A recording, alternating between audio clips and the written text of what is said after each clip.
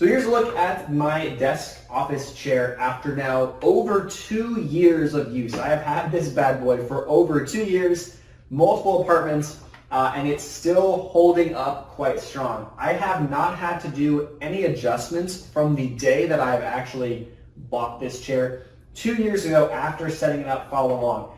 A couple of things that I do want to mention that I haven't really taken full advantage of. One of those things being this guy right back here. It's like your lower back support. So this, I didn't realize until more so recently, to be honest, 2 years later, that this actually can be adjusted. So if I turn this dial, it's going to pull this or push this to give me more or less support on the chair that I need. Also, you can pull it up and push it down to adjust to where you need to have it set on your back, depending upon your size and whatever. Same as this can actually rotate. This is like your back or neck rest.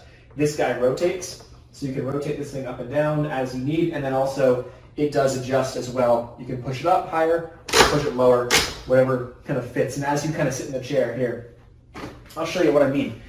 So as I sit in the chair and I want to adjust it, I'm like, okay, I'm sitting here, I'm like, okay, it's a little bit too high. Push it down a little bit. Okay, it's right in position. I can adjust, how it sits, and I'm good to go. Outside of that, rolling around fine. I did have to get a mat on the ground just because it's a new apartment. It's a carpet where I usually had it on a hardwood floor. That's good. You can adjust the size and the height of these armrests. So right now, it's a little bit off. I'm going to adjust this one back down like a notch. So that's super cool, super easy to use and adjust. Little buttons on the side. One thing to note is that on the bottom, this allows you to lock or unlock the height adjustment.